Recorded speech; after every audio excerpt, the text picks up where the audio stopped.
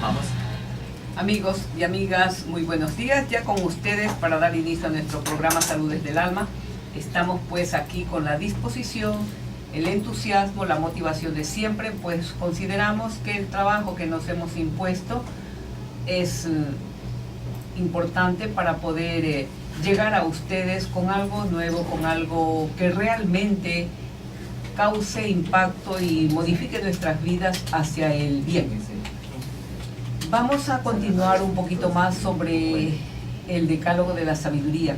Ustedes saben que tenemos ya algunos días trabajando sobre este importante tema y hemos iniciado el de poner la confianza en lo invisible. Un tema que parecería bastante difícil, ¿no?, de entenderlo.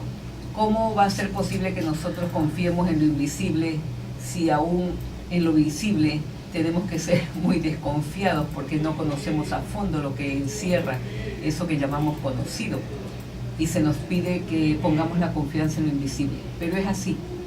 En lo invisible, si analizamos más profundamente, como nos dice el decálogo, en lo invisible está todo el potencial, toda la fuerza que mueve al universo.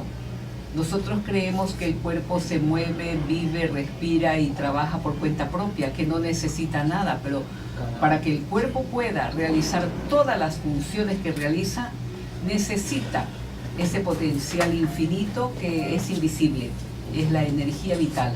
Por eso muchos le llaman a esa fuerza superior, le llaman el potencial puro de la creación.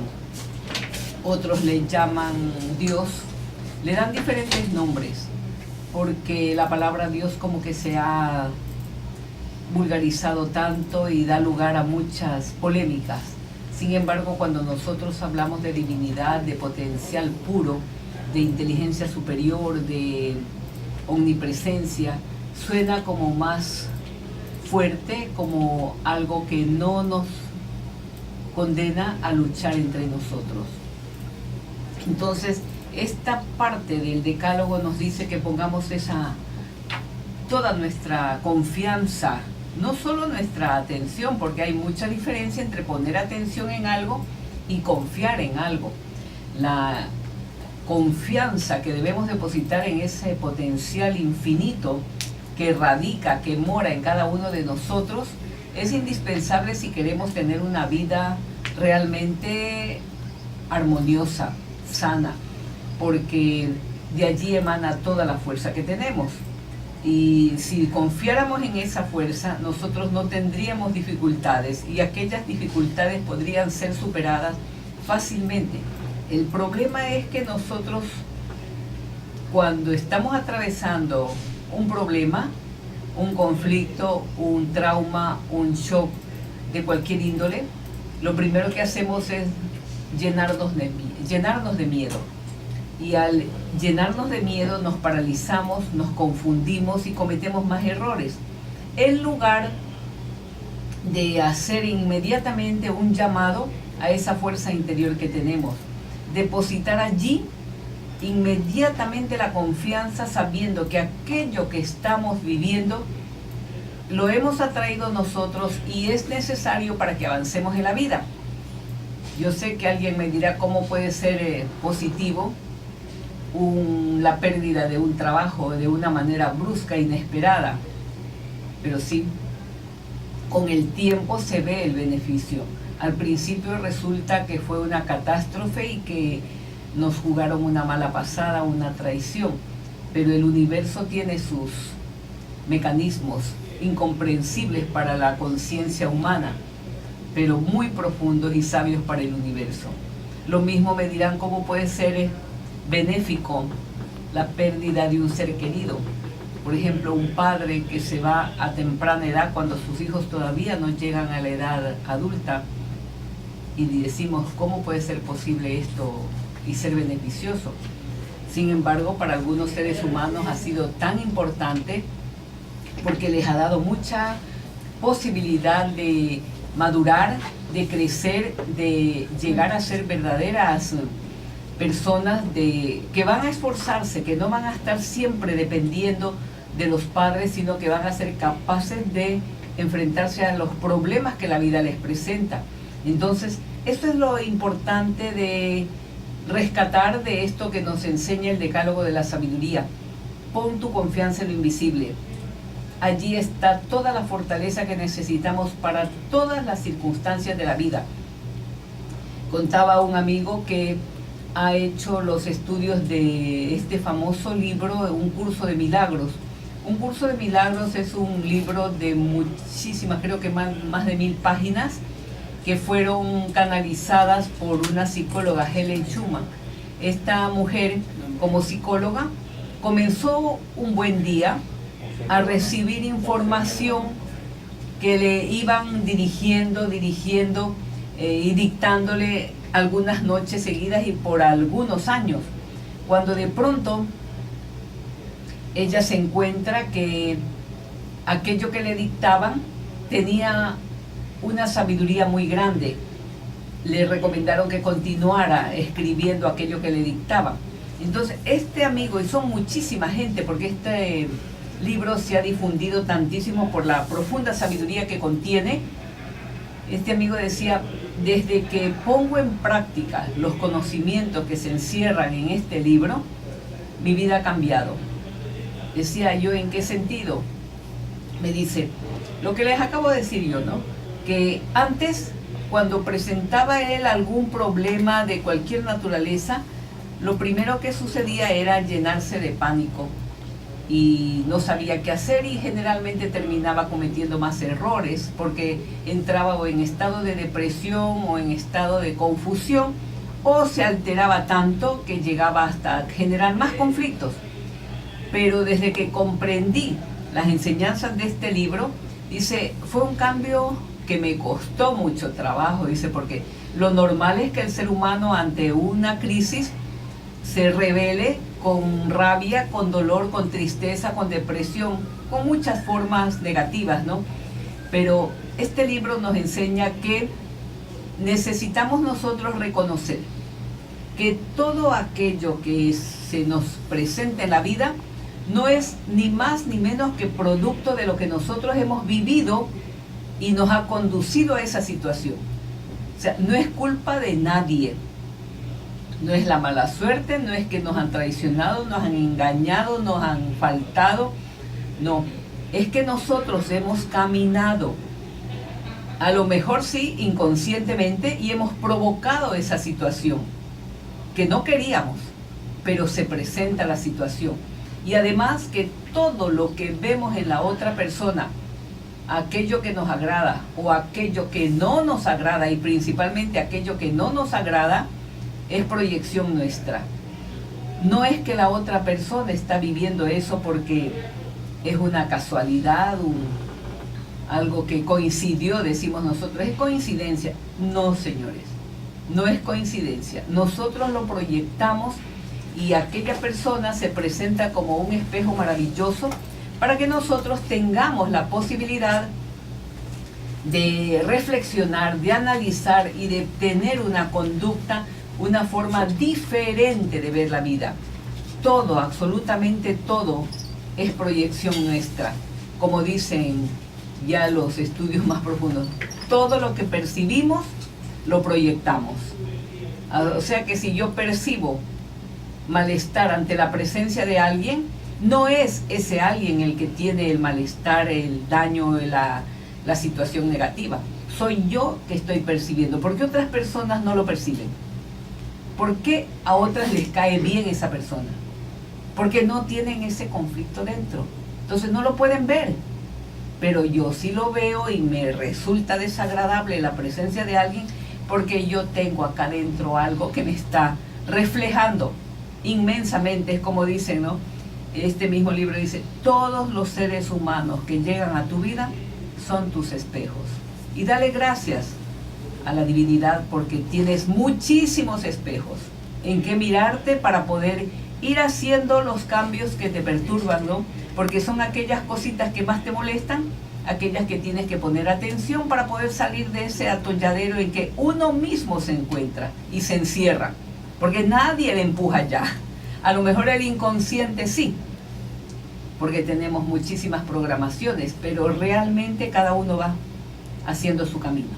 Bien, amigos, amigas, nos vamos a un pequeño corte, volvemos inmediatamente con ustedes en su programa Salud desde el Alma.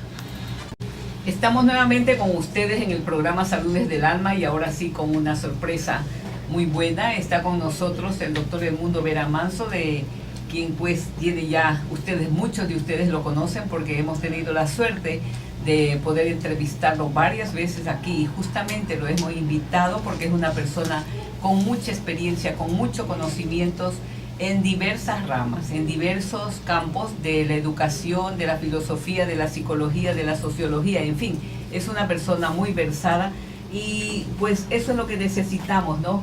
Que nos compartan todo ese conocimiento, esa sabiduría que la vida les ha entregado. Bienvenido, doctor Vera.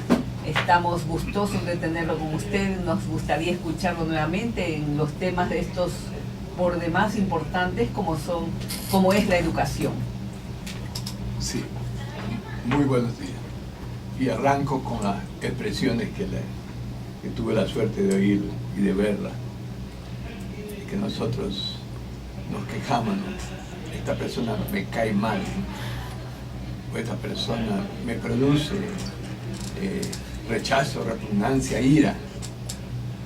Y la clave son las palabras que expresó el doctor al final, que digo, cada ser humano, un animalito, cualquiera, un árbol, cualquier situación, es un espejo de nosotros, es un pretexto para expresar en realidad cómo nos sentimos. Exactamente. Y tiene que ser un motivo de preocupación y de ocupación. Exacto, más de ocupación, ¿no? Sí, sí, sí. Ocuparnos de lo que está pasando y lo que estamos viviendo. Sí, cuando la gente se preocupa demasiado, se ocupa muy poco. Ajá. Se come el tiempo pensando, devorándose la mente y no pasando a la acción. Está bien por momentos pensar, reflexionar, pero hay que balancearse bien, porque la vida requiere acción, resolución de los problemas. Los problemas nacieron para ser resueltos. Y tenemos que estar por encima de los problemas para resolverlos. ¿Por qué aquí, algunas personas, me voy a salir sí, tal vez del tema que ves poner, ¿por qué algunas personas son más hábiles para resolver sus problemas mientras otros quedan enredados?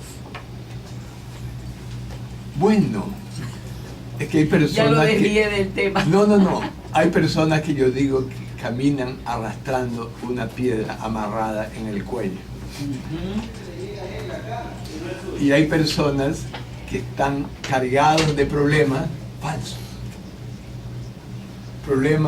Cargados de problemas materiales, cargados de compras, cargados de deudas. Pero son falsos problemas porque nos metimos ahí innecesariamente. Comprando celulares demasiado caros, cambiando de carro, cambiando de aquí, y cada cambio es más deuda, más cosas. Entonces es un bluff. La realidad se convierte en una ilusión y vivimos en base a esas cuestiones falsas. Entonces la sencillez, las personas que digamos que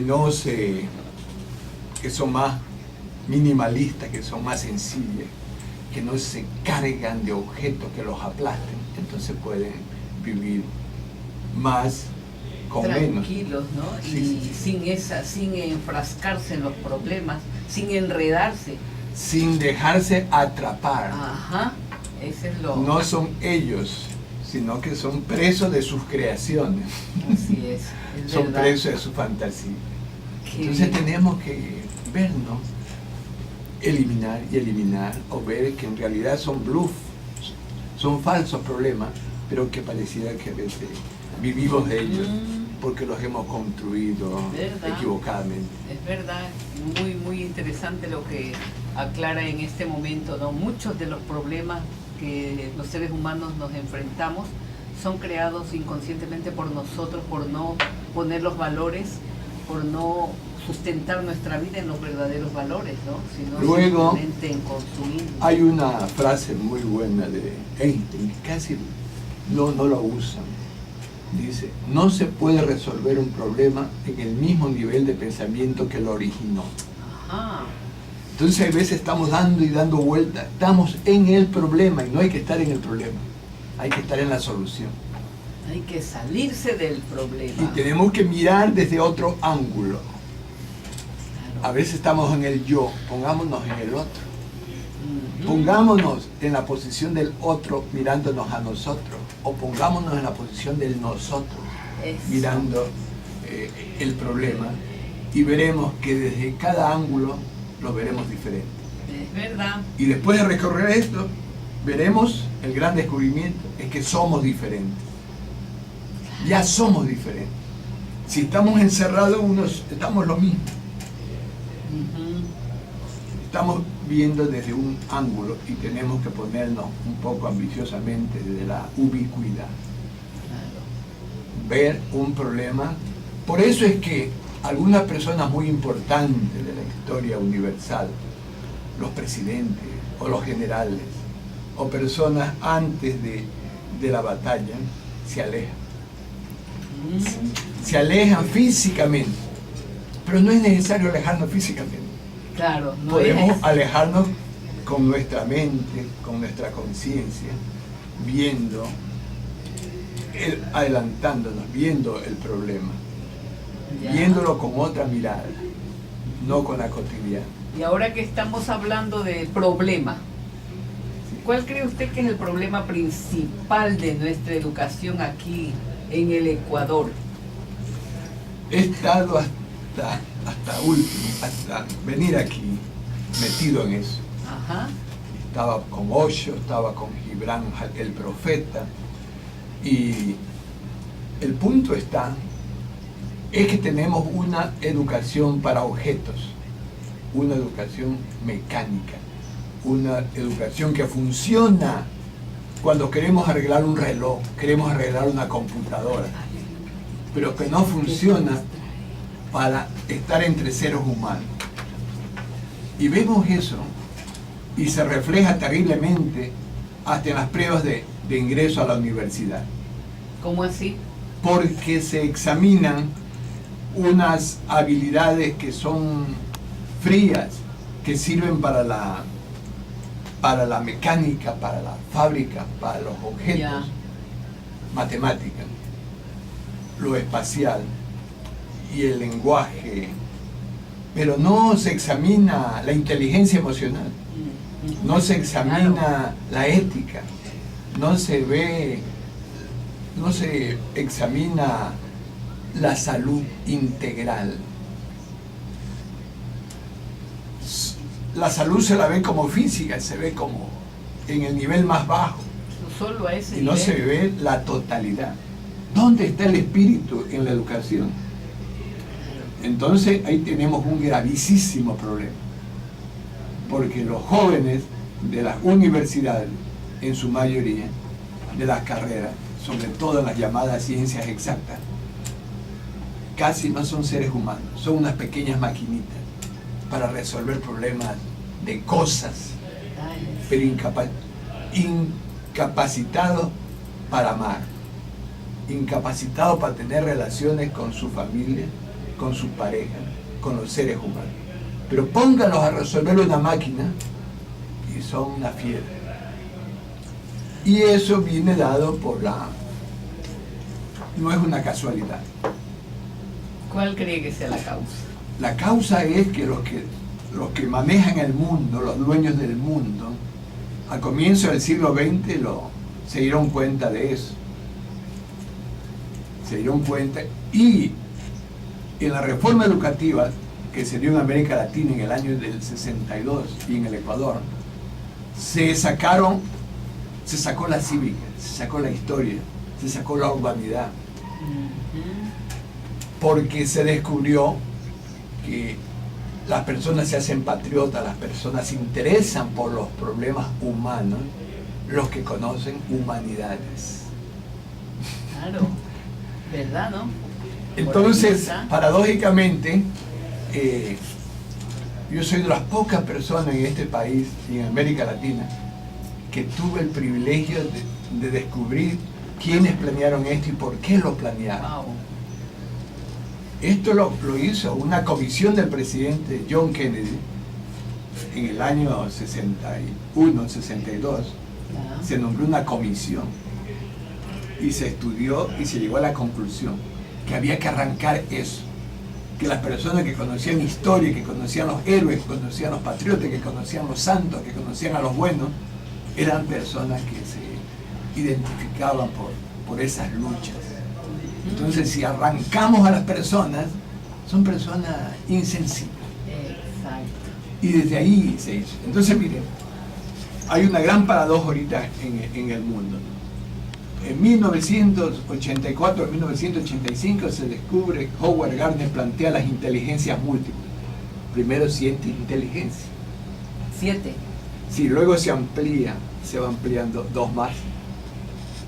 Se plantea la inteligencia matemática, lenguaje, espacial, musical, corporal, intrapersonal, interpersonal.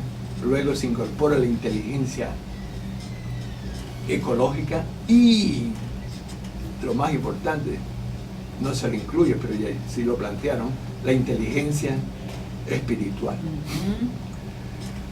Entonces, ahí hay un problema no causado por el gobierno actual, pero sí por copiar, por no tener conocimiento. Y se usa el sistema de selección a los que van a la universidad, lo mismo que se hace en Estados Unidos, lo que se hace en Colombia, lo que se hace en Chile.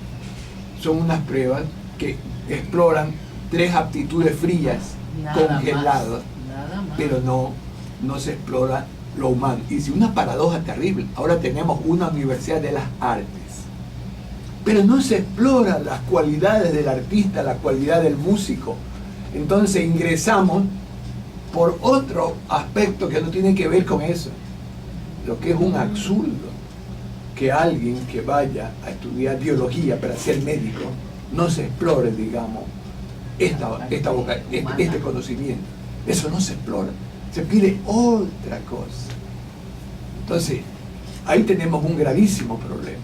Claro que sí. Porque en lo mismo en las ciencias sociales, ¿no? En el caso veamos algunas, ¿no? En el derecho, la psicología, la medicina y otras, ¿dónde están pues las aptitudes o lo que Gardner llama las inteligencias? Entonces, es un sistema equivocado. Y este problema se arrastra un poquito, y tuve la suerte que le escribí al presidente, pero no me contestó, y lo remitió al ministro de Educación, pero me avisaron que lo remitió, pero no me contestan, que tenemos un grave problema en lo que se llama el bachillerato. El problema se encuentra en que ahora es mucho más difícil estudiar para ser bachiller, porque antes podíamos escoger, nos íbamos a físico, matemático, químico, biológico o social. Ahora hay que estudiar todo. Y se da el absurdo de que si yo soy malo para las matemáticas, así tengo una vocación extraordinaria para ser médico y la biología, te quedas afuera. Si tienes un talento musical o un talento plástico, artístico, te quedas afuera. Porque en lo que no tienes aptitud, tienes poco rendimiento. Pero ¿qué es la mayor estupidez? Claro. ¿Qué diablo sirve lo que yo no puedo si no me voy a dedicar a eso? Exactamente. Y en vez de preguntarme en qué puedo más, digamos, pero esto está hecho en el mundo en una forma deliberada, no es casual. Nuestro sistema en eso hay intereses ya va a tener cerca de 200 años de atraso, 200. Desde el nacimiento de la República, 1830, tenemos ese sistema. Porque la solución es que sea el promedio. Y hasta un libro que tuve la suerte, el honor que en el centro Ollantay lo lanzáramos, planteamos ese problema, un libro para este problema, con una solución sencilla, que la promoción sea por promedio. Entonces, si por promedio, porque se sacrifican 200.000 personas al año en el Ecuador por ese sistema estúpido. Mira. Esto está bien. Vamos a continuar, doctor Vera, con este tema porque es necesario que los amigos, amigas que nos escuchan tengan bien claro esta situación para poder hacer un llamado general, ¿no? Porque esto requiere un llamado de la comunidad entera, de la ciudadanía entera y del país entero, que no sigamos como meros corderitos siguiendo una característica, una costumbre, una determinación que porque lo hacen en otros países nosotros también. Si aquí hay gente pensante, gente con experiencia que nos está dando unas pautas muy diferentes. Que bueno, vamos a regresar con este mismo tema, amigos y amigas. Volvemos inmediatamente. Recuerden el teléfono, el 2680-594 de Teleradio, está a vuestra disposición desde este momento. Son muy importantes sus comentarios, amigos, así es que esperamos también sus llamadas. Volvemos. Bien, amigos, estamos nuevamente con ustedes en su programa Salud desde el Alma y con una intervención muy importante del doctor Edmundo Vera, que nos está aclarando muchos aspectos sobre cómo se encuentra la educación, no solo a nivel de nuestro país, sino a nivel de América, y creo que también de Europa y los otros continentes. Continuemos, sí, doctor Vera. Sí, pero vamos a seguir aquí. Ajá. Mientras se pasaba una información, conversamos aquí en el set, pero vamos a plantear la concepción del bachillerato unificado, que se llama ahora, que integra física, matemática, química, biológico y filosófico social, es correcto para que tener una visión del todo global. Lo incorrecto es el sistema de promoción, porque no tenemos aptitudes para todos. Hay que saber de todo, pero no estar obligado a tener un rendimiento de todo, porque primero no tenemos las aptitudes y segundo no es necesario saber todo al mismo nivel. Entonces, ¿qué pasa? Lo que se ha hecho como solución intermedio es agobiarlo de exámenes al profesor y a los estudiantes, y con una amenaza que si después de tantos exámenes no da, el profesor tiene que dar un curso de un mes, y si no, asiste al próximo año y un mes más está. ¿Quién le gustaría dar un mes más de clase cuando el resto está de vacaciones? Entonces el profesor lo pasa por comodidad, no lo pasa por compasión, que sería bueno, pero se presta para la corrupción, porque se presta, porque si una persona no tiene una aptitud, entonces hace lo que hace lo que puede. Y es absurdo exigir, como dice el frontispicio de la Universidad de Salamanca, lo que natura non da Salamanca no presta. No se puede a una persona exigir la aptitud que no tiene, que la naturaleza no le ha dado, lo que no se ha cultivado. Todo ser humano tiene una aptitud e inteligencia de menor desarrollo y otra de más desarrollo. Entonces la solución es el promedio, porque si yo no puedo tanto en esta materia, me esfuerzo más en las otras y en esas porque compense las que rindo más y que me voy a dedicar, me salvan en lo que yo soy malo y no me voy a dedicar. Pero eso no se hace. Ese es el error, ¿no? Ahí está el error, porque se debería más bien ayudar, orientar al alumno para que se ponga más atención en aquello que le gusta o en aquello que se va a dedicar. Eso sería lo lógico. Sí. Después de tanto insistir, creo que hace un año ya se corrigió esto en primaria, en el básico. Por lo menos en la primaria ya tenemos eso. Ya tenemos. Pero ¿por qué no se hace acá? El desperdicio de recursos humanos que implica, el tiempo que se pierde, el dinero que cuesta, el repetir la banca del alumno que perdió el año, el repetir el pago el padre, el repetir el profesor, el repetir el sueldo que le paga la sociedad, el gobierno o los padres. Todas estupideces podrían reemplazarse. Así es. ¿Cómo se puede hablar de que se está actuando en una forma eficiente, económica, rápida? En este campo es mentira, es absurdo, es anacrónico, porque no hay más absurdo que repetir una materia que tenemos la máxima nota o que ya le hemos aprobado. Lógico. Es algo estúpido. Y por eso hay algunos libros que ahora dicen por qué las personas inteligentes actúan como estúpidos. Estoy leyendo algunos de esos libros ahorita. y porque para eso vine para este tema acá. Ah, qué bueno. Es estúpido cuando nos metemos a otros temas que no sabemos. Exactamente. Tenemos una llamada. Buenos días, adelante. Buenos días, doctor. Yo quería preguntarle al doctor sobre la buenos días, doctor. Mire, por ejemplo, los chicos, como dicen que la educación es gratis, ¿no? Que han sido especializaciones y que no han entrado a estudiar por algún motivo, y ahora que está gratis, que dicen que pueden entrar. Si son de especialización, no podrían tampoco, porque tienen que saber todo. Y donde usted sabe que en la especialización han visto lo que les gusta, pues, si es química, si es la matemática, el comercio, lo que sea.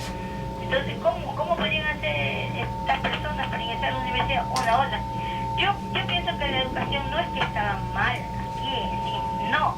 Yo pienso, bueno, que el partido político, el MPD, lo tenía ahí, bueno. Lo malo que no había es la tecnología, eso era. Y porque habían hecho creer que los colegios de élite nomás eran que se habla mejor matemática y los que podían manejar la computadora, que se habían todo.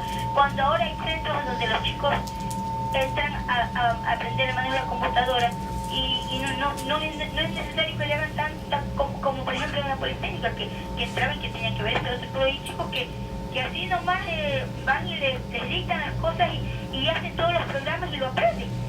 Así es, amiga. Lo cual no ha estado tan mal. Así es. Qué bueno, gracias por su Vamos a aclarar Ajá. lo que dice. Mire, lo que sí estaba mal es seguir una especialidad estrecha. Porque si cambia la ciencia y está cambiando las cosas, no teníamos posibilidad de cambiarnos nosotros porque no teníamos base. Esa es la ventaja de un bachillerato amplio. Tenemos dónde caer.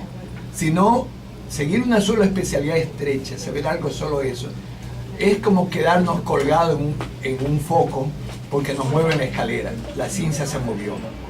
Entonces, mientras más amplios son nuestros conocimientos, tenemos más chance de cambiarnos como va cambiando el mundo, del cual, lamentablemente, la educación prepara para un mundo que no existe. Porque si estamos preparando para toda una vida, entonces lo estamos preparando para lo inmediato. Lo único que puede garantizar es tener unas bases amplias, sólidas, que nos permitan movernos de cómo va cambiando la vida. Entonces ahí no resuelve solo la tecnología. Pero ese es otro problema, que tengamos una especialidad con baja tecnología. Pero en el cambio, si cambia la vida, ¿y con qué? ¿Con qué nos enfrentamos? ¿Con qué nos enfrentamos exactamente? Entonces sí tenemos que buscar las soluciones de alguna manera para poder orientar mejor a los jóvenes que están buscando. Porque otro problema que yo lo veo muy frecuente es, no todos los jóvenes están seguros de que les gusta tal o cual profesión. Y sufren muchísimo la presión de los padres, la presión en los exámenes de ingreso, la presión propia de estar confundidos y no saber qué elegir. Porque saben que después, si no les agradó eso, van a tener una crítica tremenda. Por lo menos en la consulta yo veo a padres y madres de familia desesperados cuando el hijo dice, ya terminé este año pero no me gusta, quiero estudiar esto. ¿Qué les aconseja usted para que no se encuentren en estas situaciones? Yo creo que esa pregunta es la más difícil de todas. Y es tan difícil porque ni los grandes líderes mundiales están seguros de por dónde va a ir su país, ni China, ni Rusia con Putin, ni los grandes líderes no tienen una claridad del panorama económico. Aquí nosotros estamos pensando que hay problemas económicos, pero no nos damos cuenta que esos problemas, algunos son problemas mundiales. El problema del petróleo, por ejemplo, es un problema mundial. Y están quebrando países, suicidándose gente. Entonces, tenemos que ver que es una pregunta complicada. Y entonces, para ser un poquito más grave, los adolescentes tienen esa inseguridad, que no saben qué escoger. Pero esa inseguridad lo tienen los profesores, esa inseguridad lo tienen los rectores lo tienen los padres, la tienen las instituciones. Entonces no es que... Pero ¿dónde encontramos la seguridad? Habría que hacer la pregunta. Ajá, esa sería Entonces la seguridad sería, y ahí sí vale el bachillerato en este caso, unificado. Da una seguridad si nosotros tenemos una base para que nos permita cambiar cuando cambien las circunstancias. Ajá. Tener oportunidad, no tener de nuevo que coger a estudiar el bachillerato porque no tenemos base. Ese es el problema. Antes, en la Edad Media, y hace 200 años, podía pasar un siglo en un país y casi no cambiaba nada. Ahora no. Ahora en 2 años cambia mucho. Entonces, ¿dónde aterrizamos? Teniendo una visión amplia de la realidad, metiéndonos en el mundo de la ciencia, de lo humano, de lo social, de lo integral, dándonos cuenta que no solamente somos físicos, que no solamente somos emocionales, que hay algo que tenemos que en el mundo mental. Lamentablemente, la educación ecuatoriana y mundial está encerrado solo en lo mental, en lo intelectual. Y lo intelectual no puede resolver los problemas humanos. Para poder, tenemos que tener una formación de lo que se dice social. Tenemos que tener en lo que ahora está más de moda, una formación emocional, en la inteligencia emocional, una formación espiritual, que es el nivel más alto del desarrollo humano. Así Entonces es. tenemos que meternos por ahí. Si no, las relaciones entre profesionales que han estado en las ciencias exactas es una relación entre objetos, entre máquinas. Así es. Tenemos que prepararnos como humanos para podernos llevar los seres humanos. Esa sería la clave, en verdad, para poder comprender también la angustia del joven, ¿no? Sin saber qué rumbo tomar. Saber que como no se lo ha preparado ni en el hogar, ni en la escuela, ni en el colegio, la confusión es grandísima. Porque la intención que tienen, como usted acaba de mencionar también, la intención que hay y que no se la ve con claridad es que quieren transformarnos en meras máquinas, que hagamos el trabajo que desde arriba se pretende, ¿no? Bien, tenemos todavía unos minutos, pero nos vamos a unos comerciales, volvemos inmediatamente en su programa Salud desde el Alma. El Alma, y con la presencia y la entrevista importantísima al doctor Edmundo Veramanso. Bien, la pregunta mía insistente es ¿cómo los padres pueden ayudar a los hijos a encontrar la profesión que más les convenga? ¿En qué ubicarse? ¿Qué profesión elegir? Porque hay bastante dolor, bastante angustia, tanto en los padres y en el joven, al ver que aquello que iniciaron su estudio con entusiasmo no les resulta apropiado, les decepciona. Mira, comienzo con una cuestión teórica general, pero enseguida aterrizo porque no queda mucho tiempo. Nadie puede opinar sobre algo que desconoce. Para opinar algo, si me gusta este pastel o me gusta la música, tengo que probarlo. Claro. Entonces, ¿qué deben hacer los padres con niños desde 4 años, 6 años, 8 años, 4 años o menos? Es llevar, aquí lamentablemente no tenemos museos de la ciencia para niños que tienen otras ciudades, que según una falla del gobierno y de la alcaldía. Entonces las personas tienen que recorrer, cuando hay un curso, una exposición de pintura o de música o de lo que sea, llevar a los niños para que se identifiquen, ¿no? O rechacen. Las dos son buenas. Claro. Es bueno rechazar, saber que no me gusta, probar algo y saber que no me gusta. Entonces tenemos que ser padres y llevar a los hijos que tengan contacto. Los padres tienen que ser un puente con la vida, entre el niño y la vida. Y la vida está en la naturaleza, está en los objetos, está en los parques, está en las convocatorias para eventos.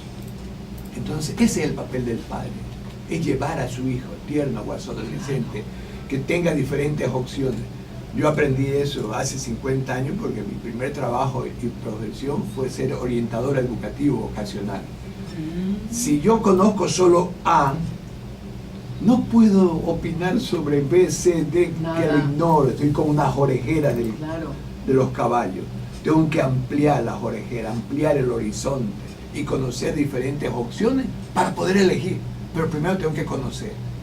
Tenemos que llevarlo a los padres, que conozcan los caballos, que conozcan los animales, que conozcan la naturaleza, que tengan contacto, ¿no?, con los viejos, con los ancianos, y eso permite identificarse con futuras profesiones y actividades.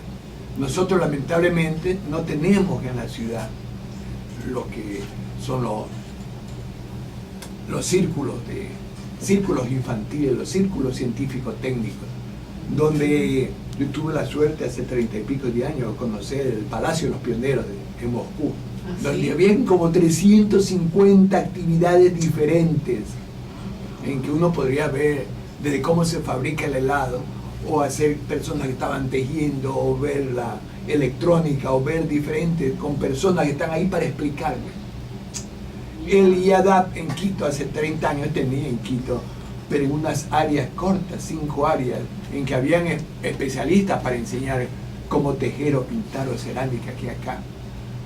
Tiene que haber un horizonte completo de todas las áreas de la vida, que tenga contacto a los niños directo, que puedan preguntar, que puedan coger los objetos o las personas. O sea, esa falta, esa ausencia de posibilidad que tienen los niños y jóvenes nuestros les impide tener claridad sobre lo que les gusta para elegir como profesión de su vida lo que más les satisfaga y para lo que tienen buenas actitudes.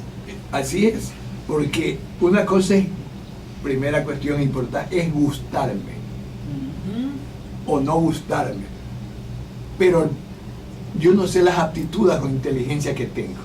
Entonces, el producto de esa relación con esa persona o esos objetos hace que yo tenga mayor o menor felicidad, Y felicidad, ¿no? identificación, Y eso. oír las palabras de los otros, lo bonito de lo que yo hago, o yo sentirme bien con lo que hago, así los otros no lo digan, porque lo importante en última instancia soy yo.